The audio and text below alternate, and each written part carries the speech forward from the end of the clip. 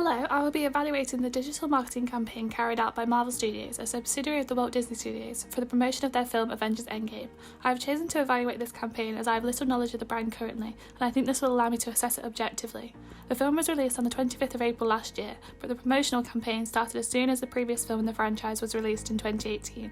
The campaign, which used both traditional and digital marketing, was reported to cost Marvel a staggering $200 million. This report will focus on the digital marketing campaign carried out by Marvel. Marvel's mission statement refers to expansion, and the marketing objectives for this campaign were based around achieving this. One objective outlined to achieve growth was to target beyond the typical Marvel market of children and young men, and to expand their marketing to a wider audience. Mindy Hamilton stated that Marvel has grown beyond our target audience of traditional fanboys. Now it's millennials, it's teens, it's multicultural and families. It can be concluded, therefore, that Marvel aimed beyond the demographic characteristics of a target audience, and instead targeted the early majority segment of the diffusion of innovations model. These consumers tend to be slower in their adoption of a product, which is why the campaign started almost a year before the release of the film, and this segment represents 34% of consumers, allowing the brand to aim for a wider audience than previous campaigns. In addition to targeting a larger audience, further objectives of the campaign were to build brand awareness and increase market share both domestically and globally. Marvel's eagerness to achieve expansion may have been because of the growing threat of their competitors. Their closest competitor, DC Entertainment, is set to release sequels to some of their most successful franchises, such as Wonder Woman, in the next year. The threat of online streaming services has had an impact on the film industry as a whole, and in 2018 more than 33 million people only viewed films on streaming sites.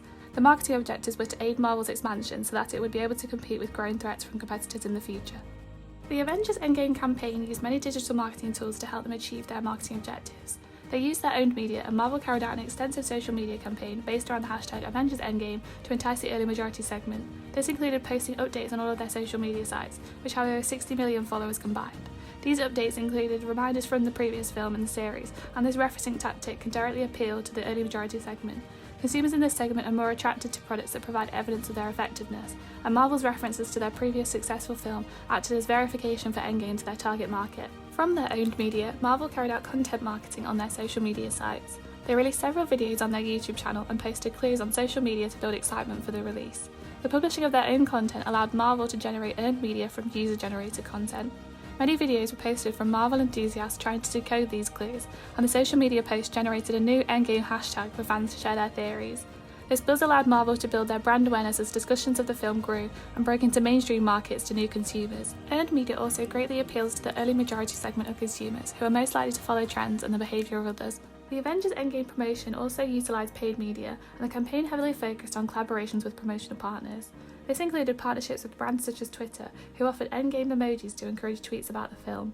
Marvel also partnered with brands such as Coca-Cola, Audi and Hertz, who ran international campaigns with references to the new film. This strategy allowed Marvel to target their objective of increased market share globally, as these campaigns increased brand awareness in international markets with associations to brands already well known in these countries. Marvel also used influencer marketing to increase market share, and many of the actors in the film promoted Endgame on their personal social media sites. This allowed for fans outside of the franchise to become aware of Marvel and to have positive associations with the brand because an actor they follow promoted it. In terms of the success of the campaign, Avengers Endgame was the highest grossing film in 2019 and made over $2.7 billion worldwide. As well as sales, success can also be measured by the fulfillment of the marketing objectives. Disney's market share grew by over 7% from the previous year, and Marvel's success contributed to this. Brand awareness also increased as all Marvel social media sites have seen an increase in followers since the campaign. 40.3% of the viewers of the film were female, showing that the campaign had managed to target more than just the fanboy segment and increased its target market. Overall, it can be established that the campaign was successful. The main strengths of the campaign were the use of social media and influencer marketing. Their social media posts were sparse with information, and this led to a frenzy of fans wanting to know more about the film and generating lots of consumer media.